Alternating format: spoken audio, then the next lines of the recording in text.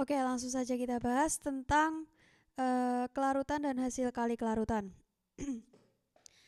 Ya, di bawah ini ada ilustrasi, yaitu sebuah air yang diisikan ke dalam sebuah gelas, kemudian diberi garam. Garam ini kita lambangkan sebagai garam AXBY. Nah, ketika kita beri air tersebut garam terus-menerus, maka suatu saat garam ini tidak akan larut lagi dan akan mengendap. Nah, peristiwa inilah yang dinamakan sebagai pengendapan. Oke, jadi pengendapan ini adalah ketika kita memberi garam terus-menerus sampai melewati batas jenuhnya. Nah, apa sih itu jenuh? Jadi jenuh itu adalah suatu kondisi di mana keadaan maksimal zat yang masih bisa larut dalam pelarut. Kemudian ada pengertian kedua, yaitu kesetimbangan antara pelarutan dan pengendapan. Jadi ketika kamu belajar tentang kelarutan dan hasil kali kelarutan, kamu harus paham dulu tentang tiga fase ini dalam pelarutan, yaitu ada sebelum jenuh, fase sebelum jenuh, kemudian ketika tepat akan jenuh, tepat jenuh, ya kemudian setelah itu adalah fase setelah jenuh. Nah, ini kalau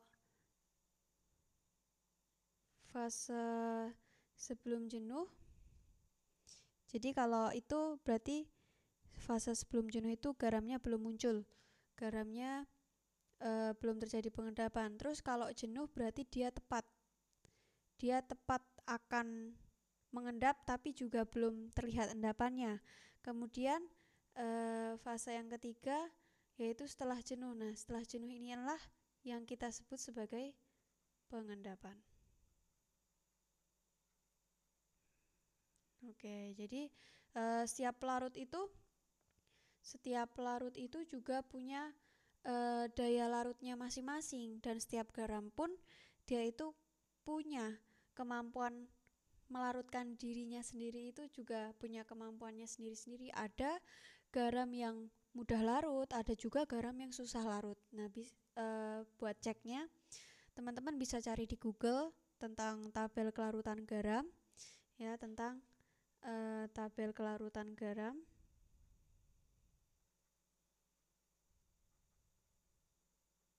Nah, di situ nanti ada keterangan-keterangan. Ada garam ini mudah larut, tapi sebaliknya garam ini tidak mudah larut, dan seterusnya. Oke, jadi dapat diterima ya pengertian pertama, yaitu keadaan maksimal zat yang masih bisa larut dalam pelarut. Oke. Kemudian pengertian kedua. Eh, pengertian kedua yaitu kesetimbangan antara pelarutan dan pengendapan.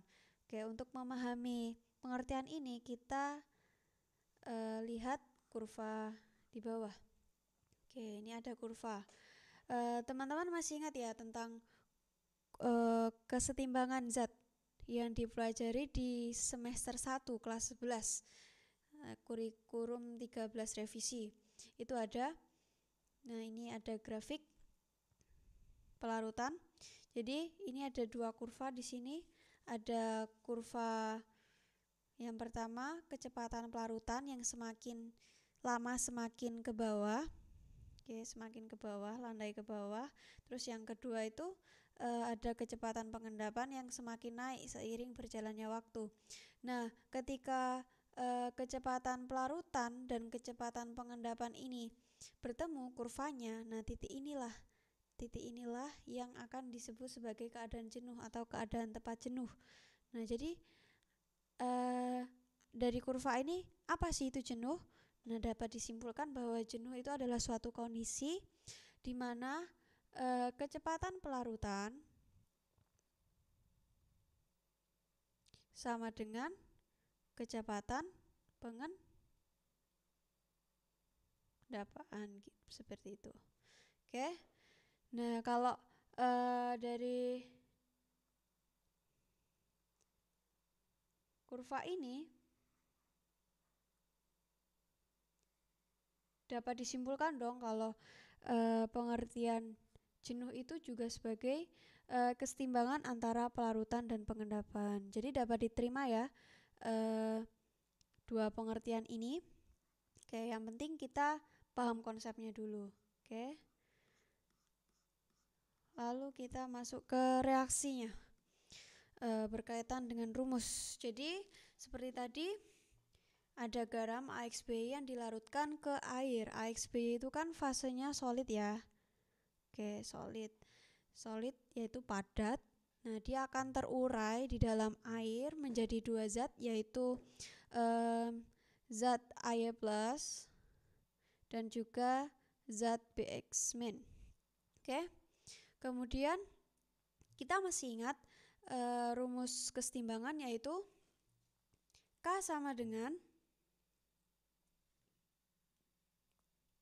Ay+, zat Ay+, dipangkatkan koefisien reaksinya. Koefisiennya kan X. Koefisiennya X nanti dipangkatkan.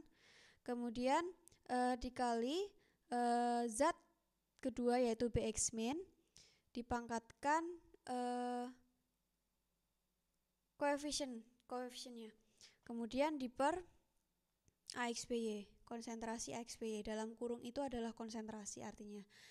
Nah, masih ingat ya rumus itu? Cara gampangnya kalau rumus kesetimbangan kan kanan bagi kiri atau produk bagi reaktan seperti itu. Kemudian dari sini dapat kita jabarkan, dapat kita turunkan. Ketika AXBY-nya kita pindah ruas ke kiri, maka nanti akan menjadi K konsentrasi AXBY sama dengan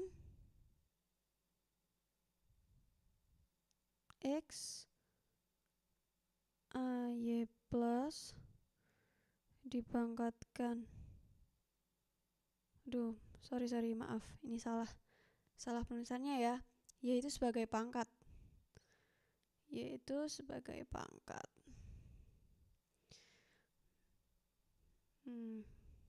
Nah, Y-nya di atas maksudnya. Kemudian dikalikan Y BX- dipangkatkan Y, seperti itu. Oke. Nah, dari sini inilah yang disebut hasil kali kelarutan atau KSP.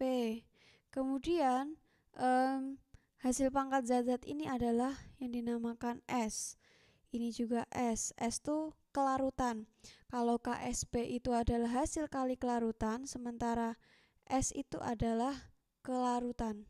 Oke.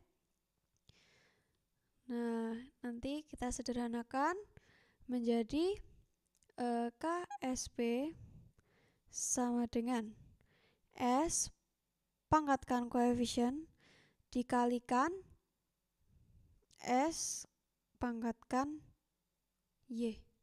Ya, kira-kira seperti itu. Oke.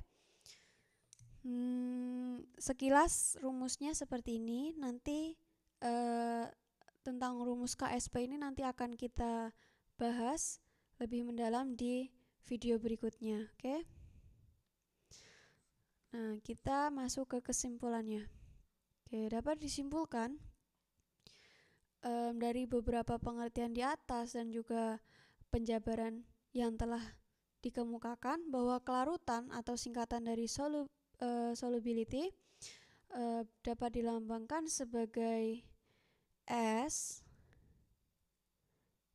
ya, adalah jumlah maksimal zat terlarut yang dapat terlarut dalam sejumlah pelarut. Oke. Jadi maksudnya di kalimat ini kelarutan itu terjadi saat zat itu tepat jenuh. Keadaan tepat jenuh. Seperti itu. Kemudian hasil kali kelarutan. Hasil kali kelarutan atau yang disebut KSP Oke, KSP tadi ya. Nah, itu ya adalah hasil kali dari kelarutan-kelarutan pastinya ya. Seperti tadi kan ini KSP ya. Ini KSP. Nah, dia hasil kali dari kelarutan dan kelarutannya. Oke, seperti itu. Dan yang perlu teman-teman ketahui bahwa kelarutan ini pada tekanan dan suhu tertentu. Nanti apabila tekanan dan suhunya berubah, maka kelarutannya juga ikut berubah. Kemudian jika kelarutannya berubah, maka hasil kali kelarutannya juga ikut berubah, seperti itu. Oke? Jadi ini tergantung tekanan dan suhunya. Kalau tekanan suhunya berubah, berarti nilai dari kelarutan dan hasil kali kelarutan juga ikut berubah. Seperti itu.